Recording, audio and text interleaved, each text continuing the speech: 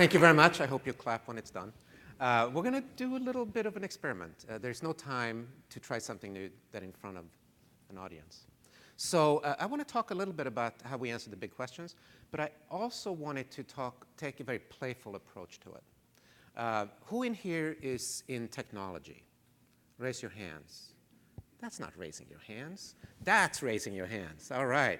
So all of you are in technology. Good. So I'll keep it technology focused.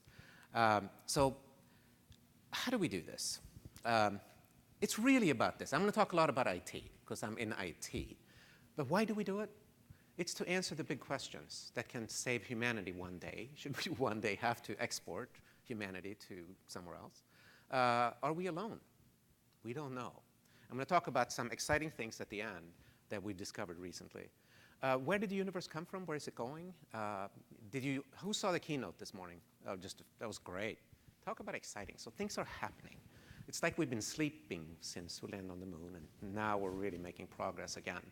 But we have a lot more tools at our disposal, and we have a lot more people to help us, and that's you all. So JPL, Jet Propulsion Laboratory, is about 6,000 people, and we are in California. We work with NASA. We're NASA's federally funded research center. So we develop spacecraft and missions, and we fly them and operate them. So it was a busy May. What you see about this is very unusual for us. There are several CubeSats. Everybody know what a CubeSat is? Yeah, it's a satellite that's yay big. And you know where it really came from in the end? It's the innovations that came from this. Everything becomes miniaturized. And so now, one of the biggest costs we have is launch, getting it out of the atmosphere. So if we can get it smaller, improve it, then we can do some amazing things. So that's really the mission here. And I'll talk a little bit more about these missions as we go forward. So how do we infuse technology, and what technology? So we've adopted this model of surfing. Do we have any surfers in the room? Yeah? Are you good? Can you come up and demonstrate? I'm just kidding. I'm not a surfer, but I love watching surfers. So what do, right? They go out, they scan the waves, they see a wave building, then they decide to surf or not to surf. And every so often, you'll see them stand up, surf, and bail because it wasn't the right wave.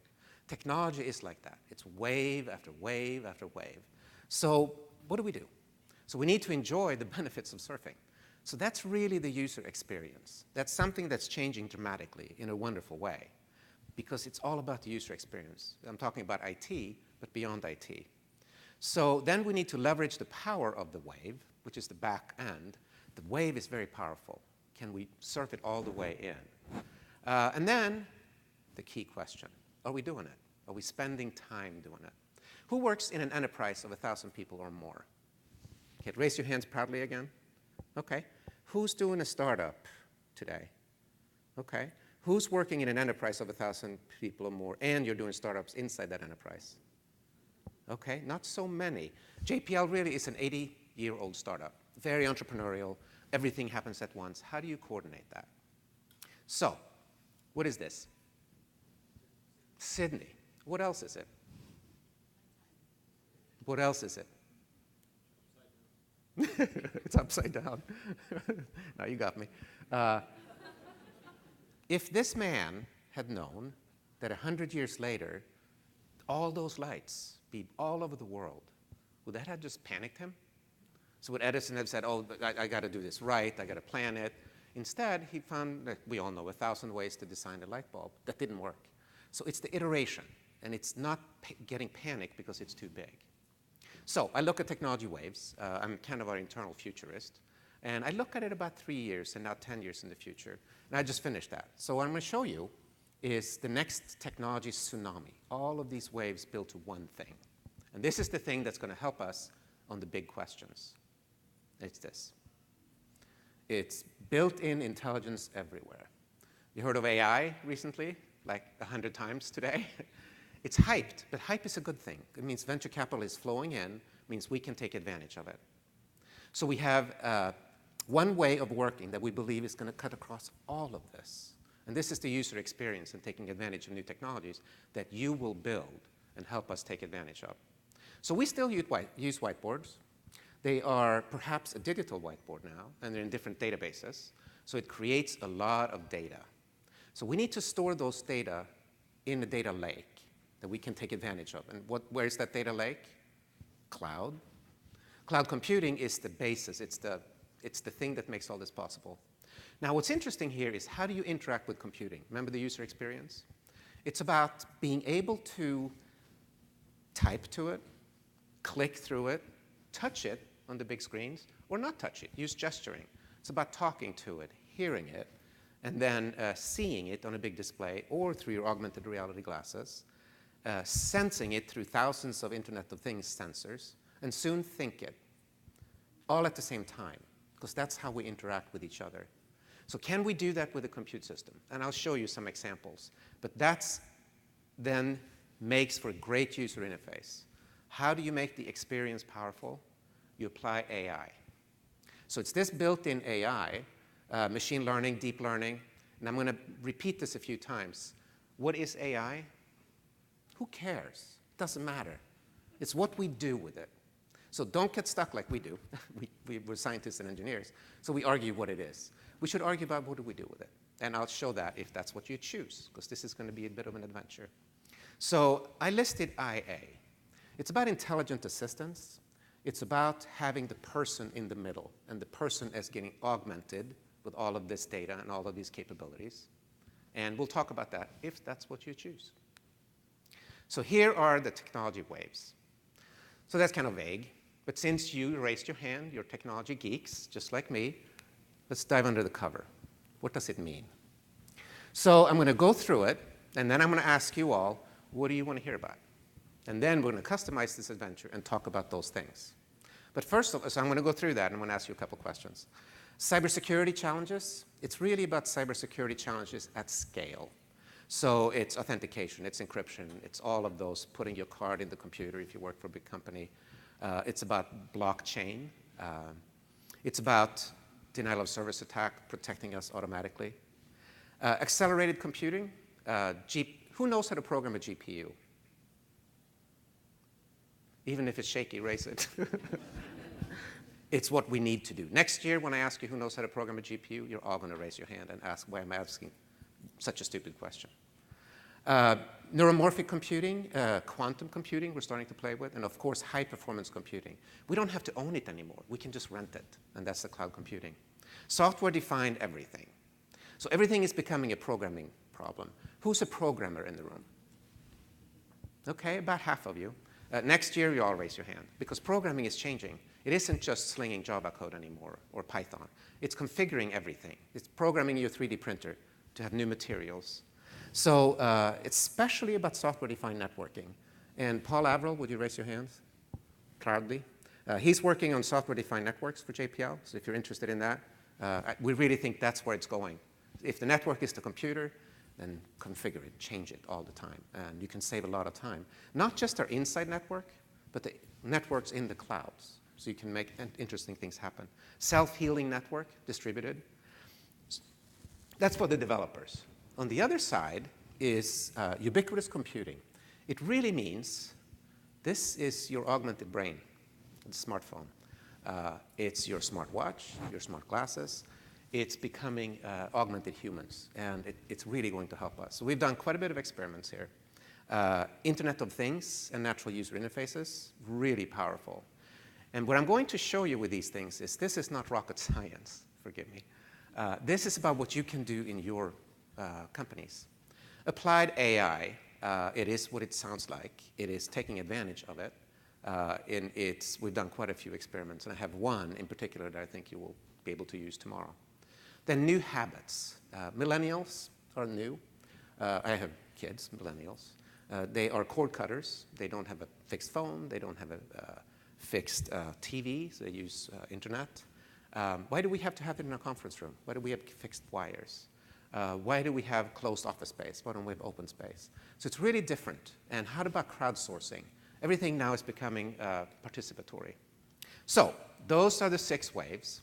So I'm going to ask you to choose which wave you want to hear most about. I'm going to make a decision with the most advanced technology known to man.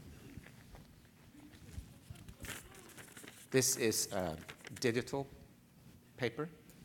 And this is a sensory device called a pen. So who wants to hear, I'm going to go backwards. And then I'm going to ask you also, first perhaps, I'm in space. That's what I do. I'm in IT. That's what I do. What do you want to hear more about? Do you want to hear more about space? Do you want to hear more about this IT experiments and results? Or do you want to hear about both? So let's start there. Who wants to hear more about space? Raise your hands. So I'm seeing, raise them high so I can see. Okay, I'd say that's about roughly 40%, okay? Who wants to hear more about the IT experiments and results? Okay, that's about 30%. And who wants to hear about both? That's all of you, okay? So, we're going to talk about both. We're going to talk a little bit more about space at the end, and we're going to talk about IT experiments. Now then, for the big bonus question. By the way, this is the first time I've done this. To my knowledge, it hasn't been done before, and I'm challenging Andrew back there to click on the right things. So let's go to the next one. I didn't see that was up there. Today, how do you describe your emerging technologies like Internet of Things? And you can see them here. Are you not at all started yet? Are you actively investigating? Or are you hands-on testing or in production? Raise your hand if you're not doing it at all yet. Okay, that's about, I'd say 10%. Okay. And how about actively investigating? That's about 50%. And how about hands-on? I'd say that's about 25%. And how about in production? That's about 5%. Okay, so then, next, which one of these were you interested in? You're interested in hearing more about the sharing economy with the crowdsourcing and applying natural user interfaces, et cetera, cybersecurity challenges, accelerated computing, I'm going to ask you to vote in a second, the software-defined everything, which is the programming, et cetera, ubiquitous computing, which is all of the experiments about Internet of Things, augmented reality, natural user interfaces, et cetera, or applied AI, deep learning, intelligent assistants, et cetera. So who wants to hear about, just to be different, applied AI? Who wants to hear that? So that looks like about 40%. Okay. And I'm not going to do one. I'll probably do three. We'll see how time goes. Who wants to hear about ubiquitous computing with the IoT, natural language interface? Okay, that's about, say about 30%. How about software-defined everything? Okay, that's about 35%. How about accelerated computing? It's about 15%. And how about new habits, the sharing economy? Okay, I'm surprised. Only 2.57%. We have to be precise. All right, so. Oh, did I skip cybersecurity? Who cares about cybersecurity? How about cybersecurity?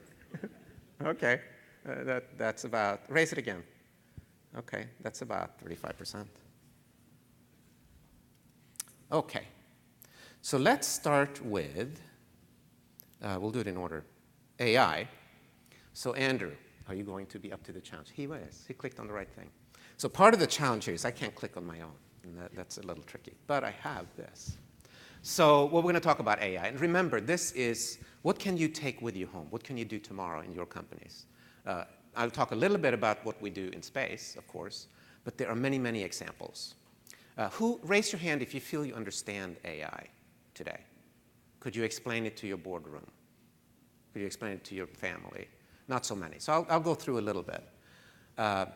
We hear a lot that AI is going to make us homeless. It's going to take our jobs. The food lines of the 1830s in New York are coming back. Nah, that's not what we're talking about. That's science fiction. How about Skynet coming down and killing us all with be back? No, that is not what we're talking about. We're talking about narrow AI. Narrow AI is the right term. We're talking about sensors. We're talking about deep learning. that'll help us with self-driving cars. Anybody have a Tesla yet? Yeah? I'm waiting for mine, the cheap one. We're talking also about the type of machine learning and deep learning that can help us detect cancer quicker and help us find, even cure it. Interestingly enough, if you look at the statistics, humans are about 80% effective. Machines are about 80% effective. When you use them together, they're about 95% effective. So again, intelligent assistance. So look at these industries, and do you recognize your industry in there? And if you are in that industry and you're not doing AI yet, you're being disrupted right now. If you are not in that industry, here's your opportunity for a first mover advantage. If you look at it by the numbers, you've seen this many, many times. So what does it mean? It'll lift your revenues. It'll grow your sales. If you're doing a startup, you will be bought by some big company. That's where it's heading now. And it's going huge amounts of data. So why now? Because we have the right conditions finally. And this is a cloud computing conference. Cloud gives us a ton of compute power, a ton of data. You train it, and then you could even deploy it on a Raspberry Pi if you chose. So you also have open source to take advantage of and play. And we have success stories that we can talk about. The skills, it's coming. So I was just talking to somebody, the Uber driver yesterday. He said, I'm taking an IT course. So I think he was going to do cybersecurity. So I said, OK, do that and add machine learning to it. And you will triple your salary. So that's where it's heading. So if you look at this, where do you want to start? I got this from Access AI, and I liked it. I think they have it right. So any one of these, and here's some examples. At JPL, we're doing all of them, but we didn't start that way. But it wasn't that long ago since we started either. So AI really is a green field of innovation, especially if you started with IA, intelligent assistance. I'll explain what I mean.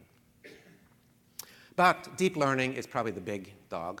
It's the one to pay attention to, where it emulates the brain. So especially reinforcement learning. Anybody doing reinforcement learning in your company today? OK, here's what we did. OK. Just said to one of the developers, teach other people about reinforcement learning. So he put together some slides. So it's by peers, for peers. And now it's ticking. So it doesn't have to be professional training. And you can pick the AWS cloud if you want. If you're more interested in some of the others, they work too. So you don't have to break a barrier. You just have to get started. We think the SageMaker is a fabulous thing. And anybody used SageMaker yet in this room? Played with it? No, it's going to be a very big deal. So if I said serverless computing, do you all know what that is? OK. So SageMaker is making it easy to do AI. That's really what it means. And you don't have to focus about the details, because you can pick these tools. And so that's what we're using probably all of these. But we're really looking forward to SageMaker. Here's some examples from industry. Machine learning. Which machine learning algorithm is the best for stock picking? Doesn't matter. They're all better than the human. Lower left-hand corner is the Waymo car. Now it became a new business, self-driving. In the middle there is the number 3. It's a fastener for a bridge over Hague in the Netherlands. And it is 50% lighter and 75% cheaper, and it holds the same amount of weight. It's designed by AI, and you can now 3D print it, mixing materials in metal. Completely different. Even a year ago, you couldn't do that. Who knows what the Turing test is? OK. Has it been broken? Yeah. So if you could tell, if the person couldn't tell that the person they're talking to was actually a computer, then they broke it. It was broken by Georgia Tech in the computer science department by, this should have been a clue, Jill Watson was the TA. And Jill was so smart, 97% of the time she got the right answer, but it was actually a bot. So if I want one takeaway, bots. They are the low-hanging fruit. So we did a brainstorming at JPL. So it's the whole gamification. We said, let's do some intelligent digital assistants. What do you want to know about? So long story short, even though our space is there, that's where we work. We still have to find a conference room, and it's really hard to do. So that was the number one thing they wanted help on. That's the number one digital assistant. So we built it overnight, literally. And then you copy the data into, and I'll talk afterwards in detail if you want. But this, you can just copy the data into a data lake, so you don't worry about the gold source data. You don't affect that system. And now you can affect that with your searches.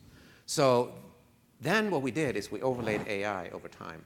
So you have the AI, you have the user interface, doesn't change. And over time, it gets better and better and better, as you can see there. Fabulous. Over 1,000 people a week use it already. It's just a prototype. So the key was this. The key is to gamify it. So thumbs up, thumbs down. Thumbs up is nice. Thumbs down is wonderful.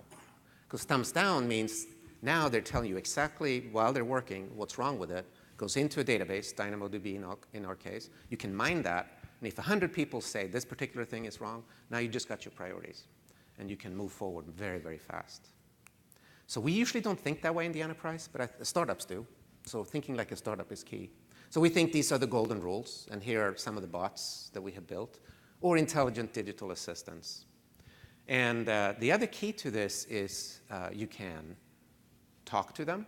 We use Alexa or Lex. You can text to them. We happen to tie into Twilio. You can type to them. We happen to use Slack, or a URL. So you can interface with it any which way you choose, because the APIs are the same. So it makes it almost trivial to give the user that excellent user experience. So we had our IT Expo. The 6,000 people walks through JPL.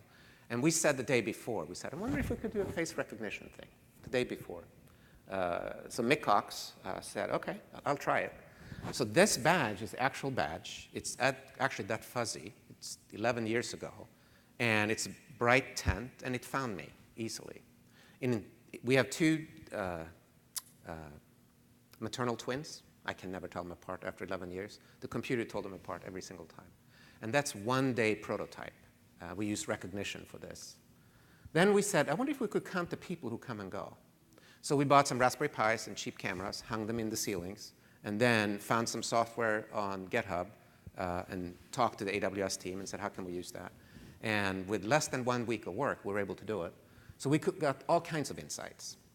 We were able to tell that 9:30 and 10:30 are the busiest times. There were 500 people in the tent at the same time, and on and on.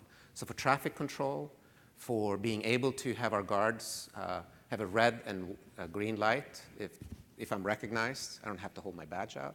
There's all kinds of implications here, and it's very doable.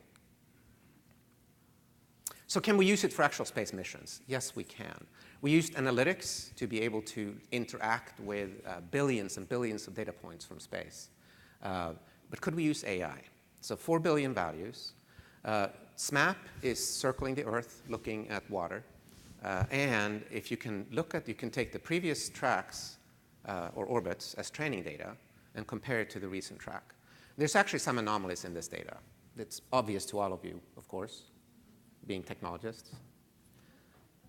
Out of 4 billion data points, I don't think so. But to a computer, it's pretty obvious.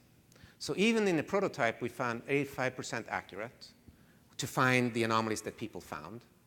But now we're looking, can we find the anomalies that people didn't find? That's the next step. And then for the user interface, you can easily map it to say, if it's a dark color and a big number, check that. So you filter it so that it's intelligent digital assistance. So we've done a lot of experiments. And here are some other ones. Methane detection. You can fly planes, which we do in real time over California, detect the methane leaking, which means there's either a cable leaking or there is something else going on. And we could do that in real time, then point it to the people to come and fix it. Robots, we can control that through AI and voice. And we did a pretty big deal, which was, was anybody at reInvent last year? Did you see our robotic demo at all? Yeah. So that has since, so what we did is we did a diverse robotic swarm, an open source rover, actually a rover that we built with little tiny rovers that climbed and that crawled, and they communicated with each other using the edge. So edge computing is a really big deal. So Greengrass. Anybody using Greengrass and IoT yet?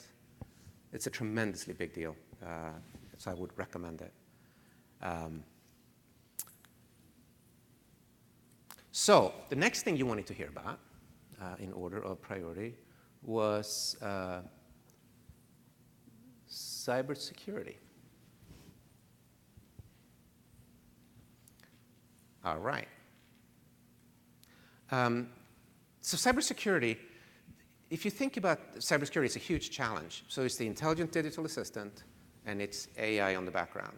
So what we looked at is, a year ago, JPL's network went down hard. It's about as bad as it gets for us, except losing a spacecraft. I shouldn't even say those words. And we found there was a DDoS attack of bots. So then what we did is we installed a prototype, and we were now able to look at the network automatically and get rid of them. We never took that prototype out because it works. And it was a good thing, because one DDoS attack took us down a year ago. We're now getting 4 DDoS attacks per day, more as we get close to a mission when it really matters. And it's just handling it on the background. So that's one piece of cybersecurity. The other ones is, at least in government, we have to put our badges into the computer, and then we forget our badges, and the guards get mad because now we can't get back in. Why can't you use your phone that you always have with you, your other brain, and take the credentials, put them on here, and as you get close, it opens up, prompts you for a PIN, and you're in. So we formed an innovation lab with the biggest players in industry, and we're now very close to being finished with it. So that makes it user experience much easier. So make it easy to be secure. Then how about chatbots? Cybersecurity people. Is anybody in here a cybersecurity person? Raise your hand very proudly. Keep them raised. Everybody else, hug them. You're going to need them to make progress. So we created the same idea of chatbots. So I'm going to show one piece on Alexa here in a second. But the idea is that you are able to have a conversation with the system. Anybody using Lex yet? OK, a few, like 2 or 3. Very interesting, because you can do it securely. It now runs in GovCloud, so you can control the conversation. So it can be externally focused. People can say here, for instance, can you see that in the back? Just curious. I'm being phished. Who do I contact? Et cetera. So external user-facing questions. So now they can then answer those through a bot and not have to spend time answering simple questions. Simple to them. Can also be internally focused. So a person who's a cybersecurity professional has lots of data they have to access. The computer can know what that is and use AI to access them. So now you have an internal chatbot. Is there a block on Tom Soderstrom? Is there a block on this website? Is there a mission freeze? Things like that. Quite doable. We talked about that. So I wanted to show one that ties more senses together, where we're using, you're going to see Alexa. And by the way, we're engineers and scientists. So there's construction going on in the other room. I'm using my iPhone just to take a picture of this. It's not about the quality of the video. It's about the experience. So that's how we capture every experience. So it's a data wall. So you're going to see AI and voice as a platform moving forward, and turning on and off the computers. Do you know that 10 minutes at least is wasted in every meeting trying to figure out how to turn on the video conference and all that? Well, check out how it could be done. Alexa, turn on Apple TV. Turn up the volume. Okay. She said, Alexa, turn on Apple TV. Alexa, open data wall. I'm ready. Expand VPN globe. Expanded. Go back. So this is a dashboard of dashboards. Contracted. Expand incidents. Now he's looking at the incidents and he's going to start filtering them. Show category 7 incidents. Showing category 7 incidents. Show category 1 incidents. Showing category 1 incidents. Go back. Contracted. Show pan tiles. Showing all pan tiles. Show all tiles. Showing all tiles. Thank you. No problem. Alexa, turn off Apple TV. Okay. So what you're really seeing is IoT and interfacing with a computer and using AI in the background. And it's not that difficult to do. Is there really a difference between a connected living room and a connected conference room? Or a smart city and a smart campus? We don't think so. It's how you use it. So there's a lot of opportunity here. Let us take a look at, if you can go back to the beginning. Let's take a look at, very quickly, let's do the software-defined networking. It's quick. So what that really means is open source and DevOps. It's everywhere. It's hard to do for an enterprise, but it's absolutely where we need to go. Self-healing networks, and Netflix has done a really good job. So if you go to reInvent next time and they give a talk, I would highly recommend it. APIs is the new programming language. It's something we have to pay attention to. So code sharing mentality, we did something as simple as using GitHub Enterprise and saying that, because that's what the developers wanted. And code sharing went up 100% between different types of people. So we're using the open source mentality inside, because it's still sensitive code. Rapid experimentation everywhere. And then, of course, software-defined spacecraft, software-defined radios, and software-defined networks. Really big deal. So here's our roadmap. And we are looking to have the software-defined networks by 2020. Right, Paul? Yes. Yes. You heard it here. Let us go to the beginning again and to take a quick tour through ubiquitous computing. So I'm going to go very quickly here. IoT is big. Wanted to show what this means. Anybody experience augmented reality? So simply put, virtual reality is for play. Augmented reality is for work. My words, don't necessarily right, but that's what I think. We use a lot of apps. But what happens, so we're actually exploring Mars using Microsoft HoloLens. We played with Google Glass, did 10 prototypes. They were really good. Prototype, it's the use case that matter. So then I asked a friend, said, they had just released the AR kit on the iPhone and now on Android. Can you show me something? So overnight, he created this demo. It's in a big conference room. And I'm now mapping the floor, and boom, there's Curiosity right in front of me. So I'm now bringing, and actually the video looks better. It's the computer that's acting up, not the AR. So what happens here is I now have augmented reality with me wherever I go. Or he did one thing better, said, what if you could use augmented reality to really go wild? So what he created was a portal to Mars. So created a portal on stage. Again, I just mapped it. And now as I'm walking through with my iPhone, I'm walking onto the surface of Mars. And I'm turning around. And when I'm done, I go back through the portal and return to the conference room. That could be a portal to another office. It could be to another country. There's no limitation to what we can do, except what you developers are willing to do and experiment with. Think big.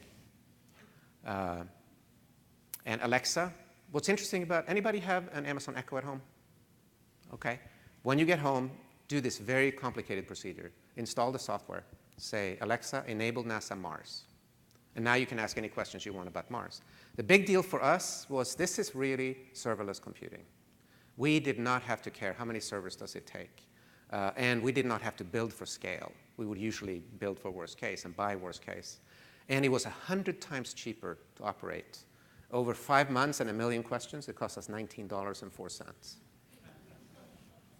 Enough said, we changed everything to go serverless computing. Alexa, open acquisition. And this, if we can turn the volume up for this, that would be my last example, I think. Can you use Alexa in the enterprise? Alexa for work. So this is a professional. We have 400,000 subcontracts at JPL. Could we use it here? So she's going to ask a question, and let's see what she asks. Alexa, open acquisitions. I'm ready. What is the APO for subcontract 1525702? The associated PO number is 1563270. Thank you. No problem. So she's new. She's looking at Alexa, talking to her. The point is, you don't have to take your eyes off. You just ask the room gives you an answer. Turned out to be a bunch of Oracle queries and complications below, but she doesn't have to know that. She also does not have to know where the data is or passwords, et cetera, because we can do two-factor authentication by biometrics. The old way longest was she forgot the password, et cetera. On the short way, she just typed it straight in. So we found it was 10 times faster using voice as a platform.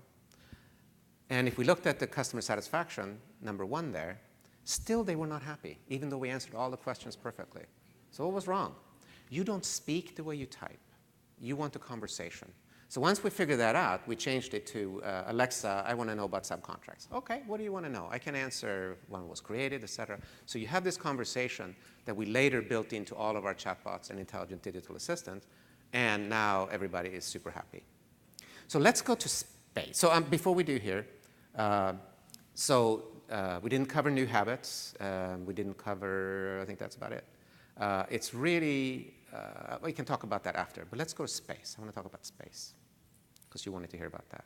So here's the innovation process. And you can have these slides, but this is really about moving forward experimentally and hug them cybersecurity folks because you need to. They have to be the first one involved in a prototype or it's just going to die. The technology, open source. Cloud computing is table stakes. And you can see the rest of it. But it's really about the combinations and trying things for your use case. So of these, which technology looks the most beneficial for you guys? Raise your hands if it's IoT. OK, very few. If it's AI, raise your hands. Just about everybody. If it's voice as a platform, raise your hands. OK, notice I kept mine up. I think it's all of those. And our key priorities is, who's this guy? Huh? Newton was a good guess. It was Voltaire. And it was not actually Spider-Man that said it. It was Voltaire. With great power comes great responsibility. But as the white shark dies if it stops moving, so do we. So we got to figure out how to move forward all the time. So where do you want to go tomorrow? We had the Cold Atom Lab. It's the coldest place in the universe. It is 20 billionth of a Kelvin. It's several billion times colder than space. InSight is going to, I'm going to talk about that in a second. We had CubeSats. So of these, 3 are CubeSats. GRACE follow-on is 2 spacecraft that are traveling and let the gravity change the distance between the 2 so we can measure water at great distances. SWAT and NISAR are 2 instruments that you'll hear more about. They are collecting 100 times more data than we've ever done with everything else combined. So it's a good thing we're in the cloud because that's where it will go. 11 years ago, we started playing with this toy called the cloud, where you backed up your music. Europa. Europa, we follow water. We believe water and energy is what you need. Well, there's both here. You can see there's ice, and what you can see is craters, so it's moving. There's actually big ice lakes. It's 3 times the amount of water that we have on Earth, so we're going there. We're going to send an orbiter. It'll find a place to land. Next mission, we'll go up and land, become a submarine, and go down and check out those lakes.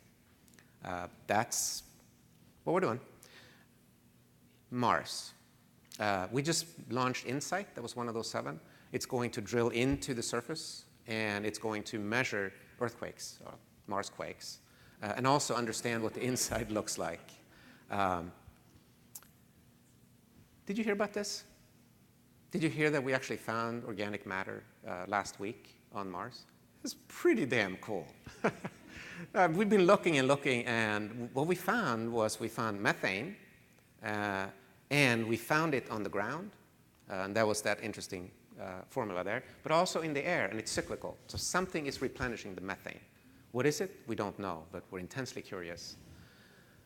There's, unfortunately, right now, a giant dust storm going on Mars. Have you heard about this one? And it's really putting opportunity in jeopardy because it's solar powered. So it's shut down for now to protect itself.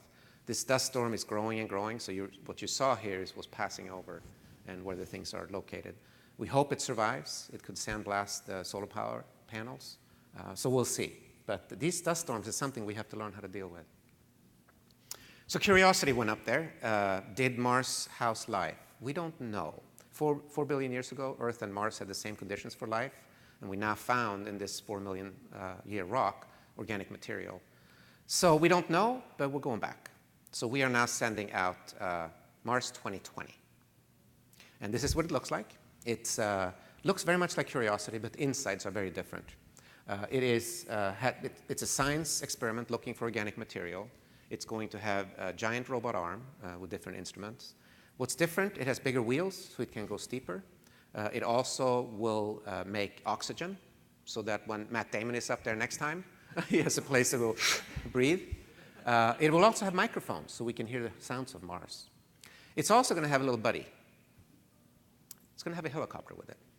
So the helicopter is going up to Mars. It's an experiment. A lot of these things are experiments. So we're doing a good job, I think, at NASA of experimenting and daring to try. And now this helicopter could pop over the hill, take a look. Yep, Curiosity, you should go there. And then it drives there. That's the idea. It's challenging. There's only 1% of our atmosphere. So it's like flying a helicopter to 100,000 feet on Earth, which we can't do yet. So it'll be fun. It's going with Mars 2020. If we needed to export humanity, would we find a place to go? Earth 2.0? We found it. In fact, we found 26 of them. They're just a little far away. I think the closest is 4 light years. But how do we found about 5,000 exoplanets so far. But how do you find them? Exoplanet is a planet that orbits its sun. How do you find them, do you think? You look at the energy coming back, and if there's a wobble, it could be that the planet goes in front of its sun, and it will look through a straw, the same spot in the sky for a long time. And then you use lots of compute power. Well, now we're going to look through a huge fire hose and see many more and need even more compute power. So the cloud computing is absolutely critical to this, both storage and calculations. So, have you ever heard of Psyche? It's cool. So imagine that you could take Earth, you strip off the skin, and look at the interior. You look at the metals and rocks. Psyche is that. It is a giant asteroid made out of metals. So we're going to go study it. That's a much better way than stripping all the Earth's skin away. So we have some upcoming launches. I talked about many of these. And it's going to be a fantastic time. But we have to prepare for the next generation. So this was you a few years ago. How do we generate these guys? Augmented reality, being able to be an astronaut without having to go into space and actually do real science and engineering is one way. We want you to participate. So we built a rover that we're going to open source. And even before we release it, we have found, this was to a bunch of Cub Scouts, I told the kids, boys, challenge the rover. Build a stack that it can't go over. And what you just saw there was the actual real rocket bogey system that the Curiosity has. So now, since we have built that, we have already seen people build it. 5 schools have already built these, and we're about to open source it, where people can put their own science and their own engineering on there. But it's about the winner of the most influential science teacher in California built one. It's now his curriculum for next year. So we believe this is the way forward, is to experiment together. And these little robots have led to robots that now go under the ice in Antarctica, and robots that can hop, that can fly. It's robotics, and it's automation, it's IoT, it's Internet of Things, and it's a serverless computing. So in cloud computing, serverless computing and edge computing, where we pushed it all the way to robots, all the way to microcontrollers at reInvent last year. It's a completely new world, and it's all driven by cloud computing. And for us, it's going to help us answer those big questions in my lifetime. So protect me so I live long enough to see it. So I wanted to thank you for your attention. And hopefully, again, we do a lot more than this. You saw Blue Origin, awesome, rockets and all that will help us launch. This was really focused on what can you do in your companies to help move us forward through experimentation. Lightweight, easy, fast. And it's an experiment. The only thing that can fail with an experiment was that you don't learn anything. It never happened. So thank you very much for your attention. I appreciate it.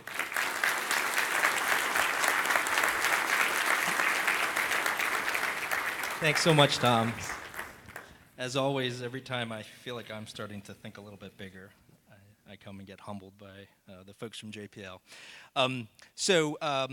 That's the end of this first track session. If you plan to stay in the space track, you can stay in the room here. Please do go on the app and provide feedback. We'd really appreciate that. So there's going to be a short break if you wanted to grab a coffee or a soda. We'll be back here at 2:55 for a session called Getting on C2S, Lessons Learned, Migrating Space Operational Systems to AWS. So 2:55, be back here. And thanks for the presentation.